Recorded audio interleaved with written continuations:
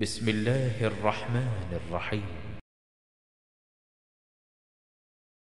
আমাকে এবং আপনাকে এই রমজানের তাকওয়া অর্জন করার জন্য রমজান হাদিয়া রহমত স্বরূপ দেওয়া হয়েছিল। যে বা যারা এই রমজান থেকে শিক্ষা নিতে পারেননি রমজানের তাকওয়া কিভাবে বৃদ্ধিকরণ হয়, আপনাকে একটু দেখাই। তার মধ্যে সুন্দরভাবে একটা বিষয় বুঝতে পারবেন।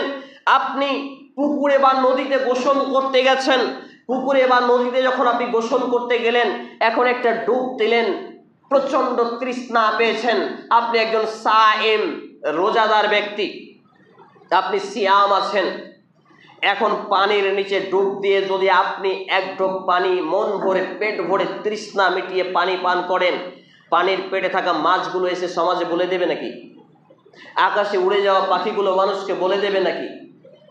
কেউ দেখতে পাচ্ছে নাকি? দেখতে পাচ্ছেন একজন, তিনি কে? আল্লাহ রাব্বুল আলামিন। তো এখানে আপনার তাকওয়া কাজ করেছে।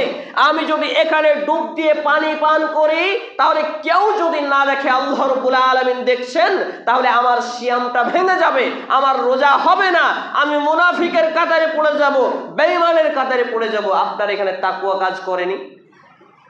রোজা ছিলেন, বিবাহিত যুবক ভাইরা, স্বামী স্ত্রীর সহবাস দিনের বেলায় হারাম করা হয়েছিল রোজার মাসে। সিয়ামরত অবস্থায় পাঁজরে ঘুষুর মুসুর করেছেন।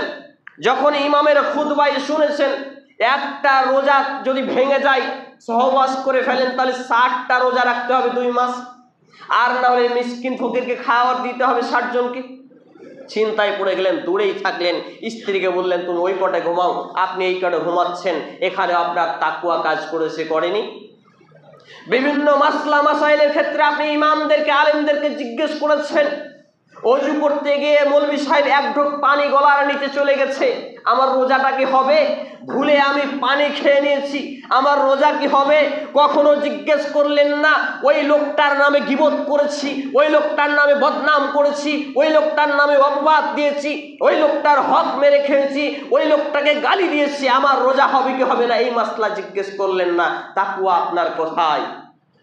সম্মানিত উপস্থিতি ভাই এবং বন্ধুগণ, অত্যন্ত লজ্জার বিষয়, অত্যন্ত লজ্জাকর বিষয় একটি আয়াত, যে আয়াতটি আমি দ্বিতীয় খুতবার পরে দ্বিতীয় দফায় আপনাদের সামনে পাঠ করেছিলাম।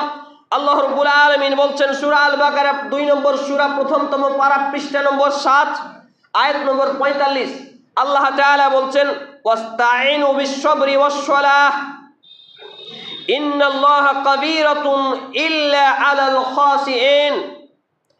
তোমরা সালাতের মাধ্যমে, তোমরা ধৈর্য ও সালাতের মাধ্যমে আল্লাহ তাআলার সাহায্য প্রার্থনা করো।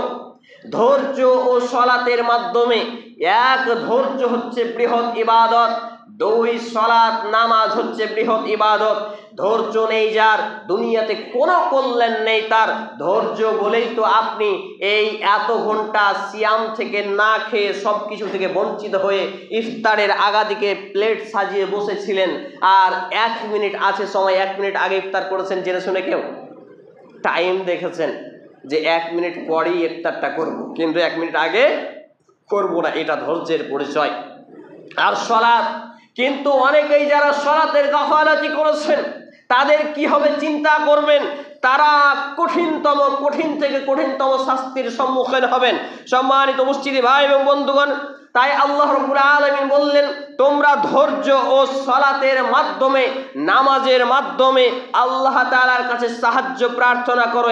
এক, কিন্তু এটা খুবই কঠিন কাজ, আলাল খাশিঈন, বিনীতগণ ছাড়া, আল্লাহর উপর প্রকৃত ঈমানওয়ালা ছাড়া, প্রকৃত ঈমানদার মুমিন ব্যক্তি ছাড়া, বিনীতগণ ছাড়া এই কাজটা সবার কাছেই কঠিন। সুবহানাল্লাহ, কঠিন নয়। যেই লোকগুলো রমজান মাসে হুড় করে 1 ঢোক পানি পান করে মসজিদে এসে জায়গা নিত, সেই লোকগুলো রমজান বিদায় হওয়ার সাথে সাথে তারাও বিদায় নিয়েছে, কঠিন নয়? 1টি মাস নামাজ পড়া, রোজা রাখা, এটা বাহাদুরি নয়। 1টি মাস সিয়াম রাখা, তারাবি পড়া বাহাদুরি নয়।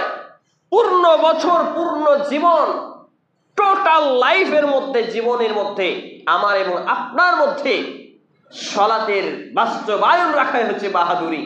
তার মধ্যে সব থেকে বড় সেটা হচ্ছে ফজর। আলহামদুলিল্লাহি রাব্বিল আলামিন।